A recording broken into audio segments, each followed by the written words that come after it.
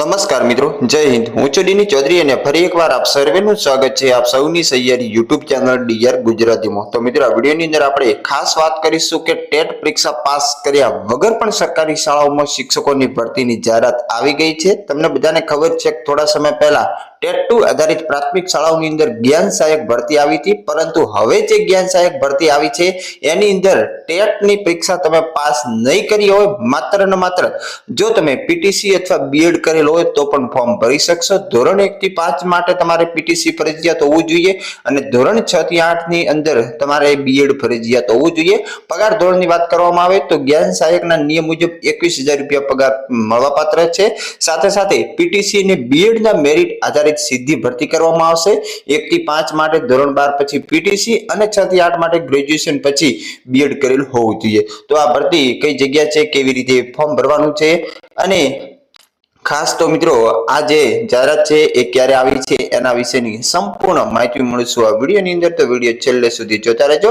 Channel પર નવો તો સબસ્ક્રાઇબ કરી બેલ આઇકન પ્રેસ કરી દો। સાથે સાથે તમને ઓફિશિયલ પરિપત્ર આપણે ટેલિગ્રામ અને વોટ્સએપ ગ્રુપમાં મળી જશે, જેની લિંક નીચે ડિસ્ક્રિપ્શન બોક્સમાં આપેલી છે। તો ચાલો વિડીયો શરૂ વાત કરવામાં આવે તો આ પરિપત્ર 25/2/2026 ના રોજ આવેલ છે। અહીંયા તમે જોઈ શકો છો તારીખ 25/2/2026 ગુજરાત રાજ્ય ગાંધીનગર દ્વારા આ પરિપત્ર કરવામાં આવ્યો છે, જેમાં જિલ્લા પ્રાથમિક શિક્ષણ અધિકારી, જિલ્લા શિક્ષણ સમિતિ તમામ અને શાસનાધિકારી નગર શિક્ષણ સમિતિ તમામ એટલે કે જે રાજ્યની પ્રાથમિક શાળાઓ છે અને નગર શિક્ષણ સમિતિ હેઠળની પ્રાથમિક શાળાઓ છે એ તમામમાં જે અન્ય માધ્યમ એટલે કે ગુજરાતી માધ્યમ સિવાયની સરકારી પ્રાથમિક શાળાઓમાં શિક્ષકોની કાયમી નિમણૂક ન થાય ત્યાં સુધી સ્થાનિક કક્ષાએથી ઉમેદવાર ભરવા બાબતનો ઓફિશિયલ પરિપત્ર છે, જેની અંદર ખાસ જણાવવામાં આવ્યું છે કે જે શિક્ષણ વિભાગના જે સદપ 1 અને 2 ના પત્રથી અન્ય માધ્યમ ગુજરાતી માધ્યમ સિવાયની જે સરકારી પ્રાથમિક શાળાઓમાં ટેટ 1-2 ની પરીક્ષા પાસ ઉમેદવારો ન મળવાના કારણે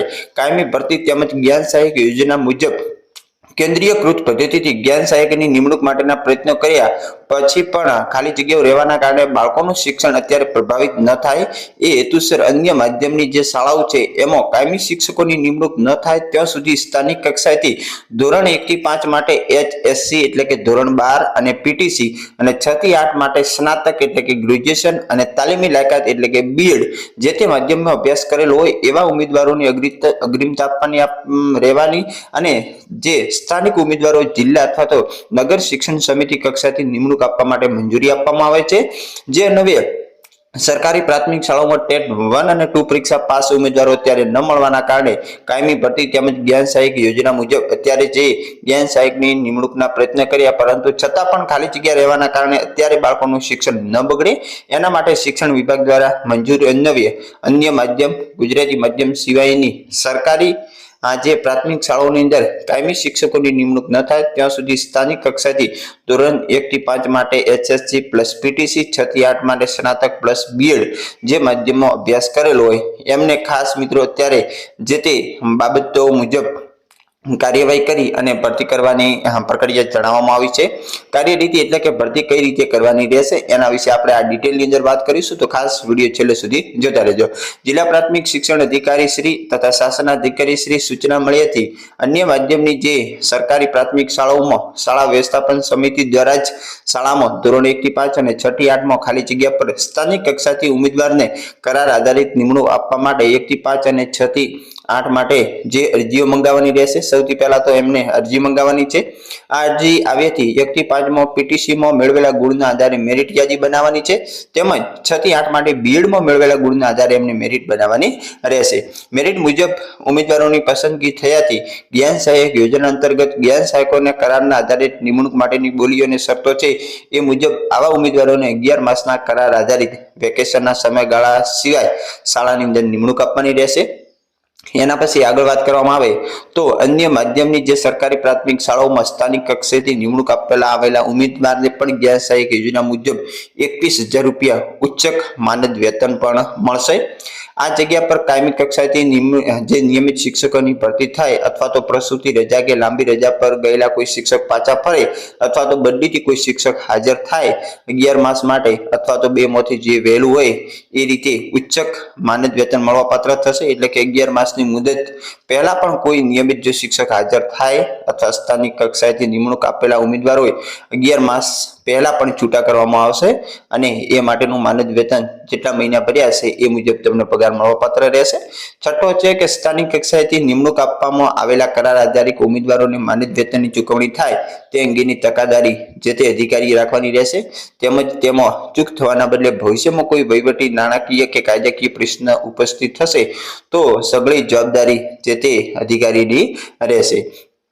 એના પછી આગળ વાત કરવામાં આવે તો 11 માસના કરારની અવધિ પૂર્ણ થતી સ્થાનિક કક્ષાથી નિમણૂક આપેલ હોય તેવા કોઈ પણ ઉમેદવારની કામગીરી પર ચાલુ રાખવાના રહેશે નહીં. એટલે 11 માસ પૂરા થાય એટલે એમનો કરાર પૂરો. અન્ય માધ્યમિક શાળાઓમાં સ્થાનિક કક્ષાથી આપવામાં આવેલ કરાર આધારિત નિમણૂક અન્વયે કરાર આધારિત ઉમેદવારોને ચૂકવવાના થતા માનદ વેતન માટે આ સાથે સામેલ ગ્રાન્ટ માગણા પત્રક કચેરીના પ્લાન શાખાને રજૂ કરવાનું રહેશે. પ્લાન શાખા જિલ્લા નગરની માગણી મુજબ સંબંધિત જિલ્લા નગરને ગ્રાન્ટની ફાળવણી કરવાની રહેશે અને કરાર આધારિત નિમણૂક આપેલ ઉમેદવારોની સંખ્યામાં વધારો કે ઘટાડો થાય તે અંગે પણ કચેરીને જાણ કરવાની રહેશે. અને જો જાણ નહીં કરે તો ગ્રાન્ટ ફાળવણી બાબતે કોઈ પણ પ્રશ્ન થાય તો એની જવાબદારી જે તે અધિકારીની રહેશે.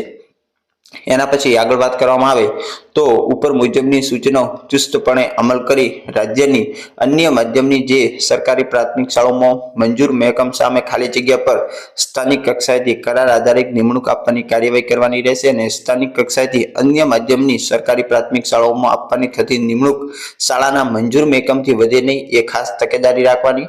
અન્યથા વધારાની નિમણૂક અન્વયે કોઈ પણ નાણાકીય વહીવટી પ્રશ્ન ઉપસ્થિત થશે તો એની જવાબદારી પણ સંબંધિત અધિકારીની રહેશે. નિયામક પ્રાથમિક શિક્ષણ ગુજરાત રાજ્ય ગાંધીનગર દ્વારા આ પરિપત્ર જાહેર કરવામાં આવ્યો છે. હવે આની જે પ્રક્રિયા ક્યારે શરૂ થશે એનું હજી સુધી કંઈ આવ્યું નથી, પરંતુ હવે ટૂંક ની અંદર પણ જે કઈ રીતે આની જે માહિતી મંગાવવામાં આવશે, ફોર્મ ભરાશે, એના પછી મેરિટ યાદી તૈયારી કરશે પીટીસી ને બીએડ અને એના પછી સ્થાનિક ઉમેદવારોથી જે તે ઉમેદવારોને લેવામાં આવશે એ રીતનું આખું ઓફિશિયલ પરિપત્ર છે. તો જો તમે અન્ય માધ્યમની અંદર ગુજરાતી સિવાય જો તમે પીટીસી કે બીએડ કરેલો હોય તો ચોક્કસ તમે આની અંદર એપ્લાય કરી શકશો. ફરી મળીશું નવી અપડેટ સાથે નવા વિડીયોની અંદર. ત્યાં સુધી જય હિન્દ, જય Bharat. Thanks for watching and subscribe my YouTube channel DR Gujarati for more update. Thank you.